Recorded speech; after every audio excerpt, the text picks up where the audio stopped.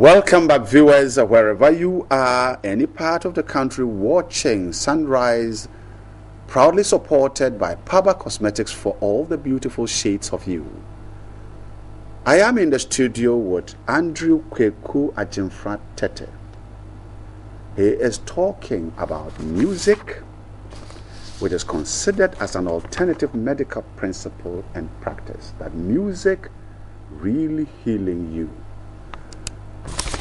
Kweku Ajimfra Tete is a research computer music technologist specializing in computer application to research and composition in African music at the University of Ghana.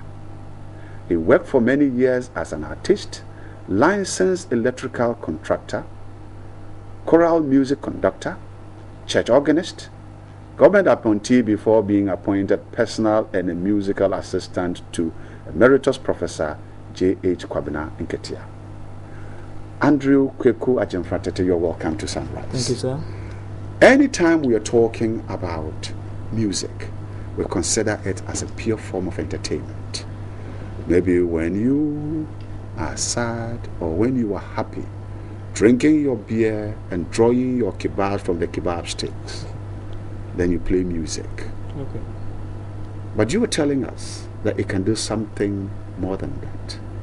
How can we use music as a form of therapy for healing?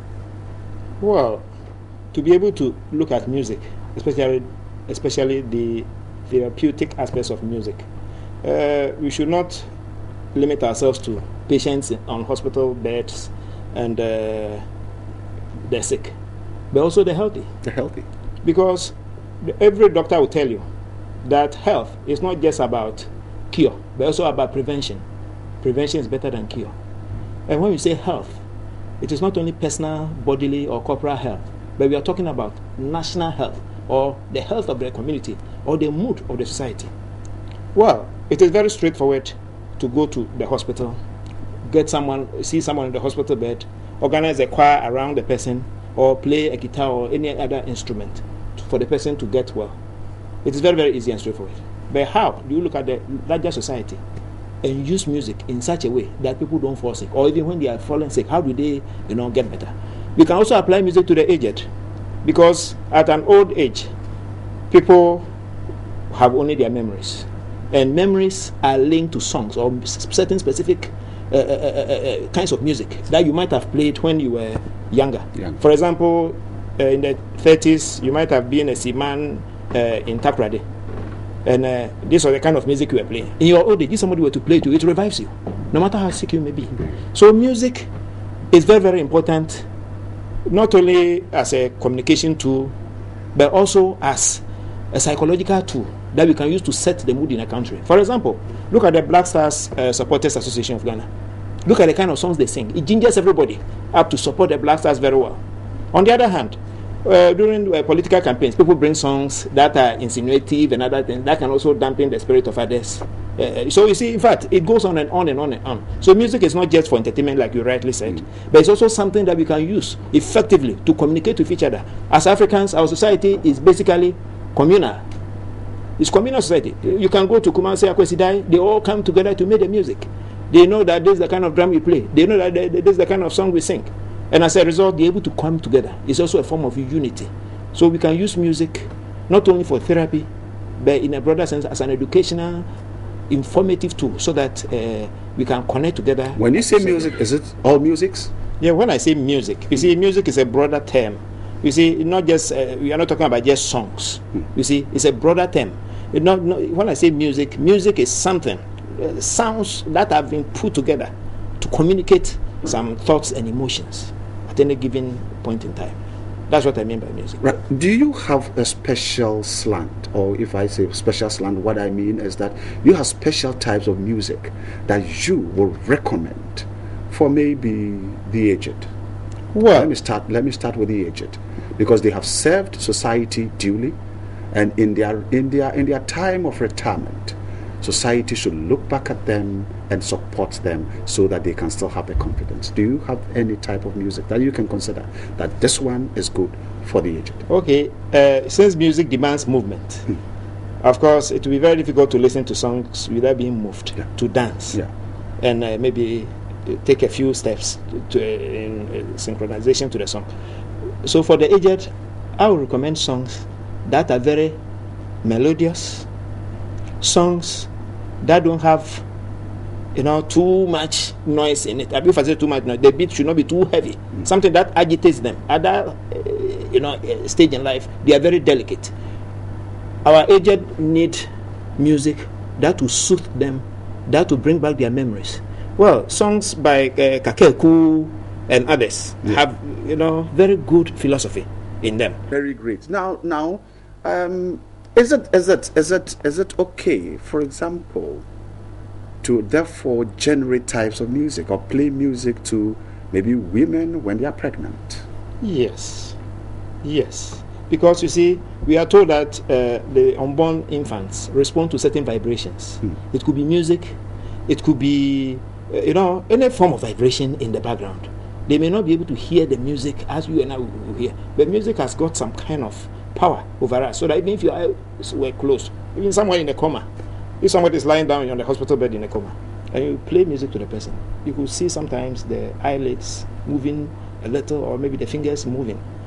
When the Senator Gifford, when she was shot in the US, she was able to respond to movement. Move your hands, you could move them.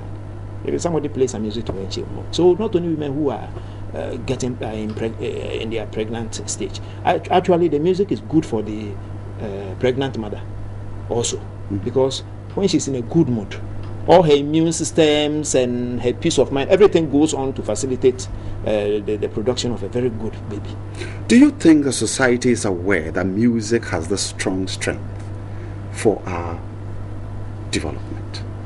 They do, because go to any house in Ghana, you find a sound system. Any public gathering, even if it is a mathematical association, that we know they don't do any kind of music, you find after a short while, let's have a musical interlude. Show me any social function that we don't play music, that any funeral or any wedding that we don't have spinners. So they are aware of this, and they know that, and they always criticize when music comes and it is a little offensive to, of course we say one society is a culture, is another society is taboo, and one society is a taboo, is another society is Yahoo. Yes, we say it all the time. And what I want to say is that we are aware of some of these things. That is why people listen to the kind of lyrics and the kind of beat to see if it is suitable. If it is suitable. Yes. Now, do we have our musicians also being aware of this and therefore creating the environment or creating the songs to represent this particular environment? Well, every musician has got his target audience. Yes. And no matter the type of music he is composing, he has a target audience. For example, if he is composing something targeted at the youth, definitely he will like something that is energetic, whose beat is fast, that has got a lot of psychedelics. He puts in a lot of techno so that people could dance to it. And he also puts in lyrics that people could identify with. For example, you listen to some of these songs and they have certain lyrics that people may consider to be vulgarities. But it is actually targeting the youth. So called you find people, dancing in all kinds of ways that annoy the older generation. So in fact, every musician has got his target audience. Some compose for worship. When you are composing, as a composer, when I'm composing, I put myself in the mood and try to see it from the viewpoint of the audience and how to react. My boss, Professor Nketia, does the same thing. When he is writing, he has got a certain mood that he wants to create and a certain target. So musicians are aware of it. At what stage should you, as an individual, recognize that you can't have work all the time? Then you have to make space for music. Well, it will depend on the type of work you do. We have got certain professions that require a lot of attention. If you're a surgeon holding a very sharp surgical knife and you are inside the patient, I don't think you will like any distractions. And the fact that we have silence does not mean there is no music, because if you are musically inclined, you can even be playing the songs in your head without even any instrument playing it for you. And if you want to also get rid of stress, you have to, find time for yourself in your workplace. Some jobs require a lot of maybe repetition, routine. You can be playing some beautiful background music. So let us encourage music in our workplaces also. Very soft musical environment, so that when people are working, they could be tuning in and out. That one gets rid of mental stress. Mental stress. Yes. We are looking at our young ones. We are looking at primary school children. What music should we be playing for them? If you're a parent at home and you would want your children to relax, you see them watching television whole day, and you want to just change the attitude and change the environment, what type of music can we play for our children? Very good question. You see, the kind of music we should be playing for our young ones are music that are of high moral value. You see, at our ages, we are in our 40s, we should be able to make choices. But the young ones, they don't have The choices, the opportunity. Even they are underage, and they are supposed to be, straightened and disciplined and made to go in directions that their parents want them to go to. So I would suggest songs of very high moral value, like hymns. If you want your child to develop, first you start them. We all started in the Sunday school. If you're a Muslim, you go to the Makaranta, and you are taught certain songs that have got a very powerful message. And also, you are not taught to rely on yourself, but to rely on your parents and also on God. So, still in the studio with Andrew Kweku Ajemfratete. Andrew, now we're looking at lifestyles. We're saying that what would now take us to our grave is our lifestyle. Can music be part of our lifestyle? Can music encourage somebody to eat certain types of food? Can music be a basis for me drinking? Can music be a basis for me taking something that I know should not good? Can music would let me smoke? Can music be of a negative influence? Music can have a lot of negativity on our lives, because the music may have a certain beat whose background can only be in an atmosphere of heavy drinking and smoking. The kind of lyrics they use, like I don't want to mention names or specific songs, but some songs just encourage the youth to do all kinds of things that they shouldn't do, that they shouldn't be doing. When I say youth, at a certain age. They are supposed to be monitored and and schooled by their parents. Yeah, at a tender age. At least when you grow and you're 27, you can do what you want and go to prison if that's your choice. But I think music can have a very powerful influence. And for example, let's listen to this Gan song. It is about a child who was advised and did not listen to the parents.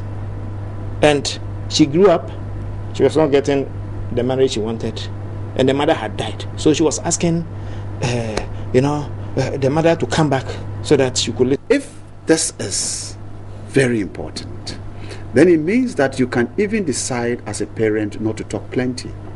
When your children go out of focus, they step out of line, can you just therefore sit down and maybe not tell anybody, but play some music? Or sing some music. Yes. To reflect that. Good. For example, in the primary school, you realize that most of the advice, they are in the form of song. Like Tase fem niema debi ubeyare ho nsansa na wedidi se uye ne sadia ebeye yamao ebe ma we nyinache na waye kesi say we were singing it in the primary school. So you can see that you can sing to your children or get songs that have got positive messages. Yes, I think as a parent you can use that to school your child. The emphasis is on parenting or guardianship, so that we can bring up people, because that is where we have to start from, not when they've already developed. Then you cannot teach an old dog new tricks. That's right. But then what happens if, for example, you are in a home and maybe father, mother, and there is some misunderstanding, and then before you see father starts singing a song that is really now attacking the wife, the children will hear. What signal will be sending? Well, you'll be teaching the children to learn insinuative songs and to use songs as a tool to attack their enemies. If they should have enemies one day. Yeah, because we have got a lot of songs which we have got a song like you see that kind of song. somebody could sing it. I brand you to say me and so it means the marriage did not work out. So before your wife, then you are singing this one. Yeah, because you know when people meet, when people are courting, they sing all kinds of songs. A song like me papa, dear wuke be a mintio, menyaka se minini be we dara minini be. And then when things turn upside down, they start singing our reborn many masio. So so in the initial, I was singing to my father that whatever you say, I will not listen. Now, when it gets bad, now he says that you see, you have embarrassed me before my father. Yes. If I had listened to my father, I would not be in this situation. Yes. So songs are it's a very serious thing. It's very a very serious thing. thing. That is why people listen, even at the community level. You could sing a certain song, and the chief could summon you to the palace to come and explain the song you sang, and it is linked to dance. Like the Phantom From. You could be dancing Phantom From, and the signals, everything, people will be watching. So when I say music, I'm not only talking about songs and lyrics. It could also be instruments, and songs that have got expressive, dance movements. Because Phantom From, you could be dancing Phantom From, Boma, and then be saying, communicating with it. And people could say, oh, this is what he's trying to say. But sometimes too, you could be looking at certain people in some direction and be doing making certain signals, and they will call you to come and slaughter a sheep. That kind of thing. Yeah. So music is very important. It's a communicative tool, and it's also something that we can use to educate. And to educate. Inform. Maybe the last question before we go. In society, men and women, which of these groups really use music to their advantage? I would say women. I would say the women, because you see, women are more emotional than men by virtue of biology and so many other hormonal factors. Because women feel more. They feel more pain, the pain of childbearing, and always they are at a disadvantage. In so many cases, they are born in a way, I dare say, at a disadvantage, going through these menstrual pains and so many other things. Men are always at it. Women, well, we don't care, we are always moving. It is the women who take care of home. They are the stabilizing force. Women are the center of gravity in the society. We always call women the weaker sex. It is not true. It's not true. They are the stronger sex. And we are rather the weaker ones. Yeah. Right. Now, if we have to end today, ending today, and I ask you to play any music, which one would you play for? I think I'll play Sokode, because it is something that should reach out to the youth. Yeah. And while they are dancing, I want them to forget about certain I would say, well, I would not say vulgarities, but certain things that encourage them to do certain things they are not supposed to do.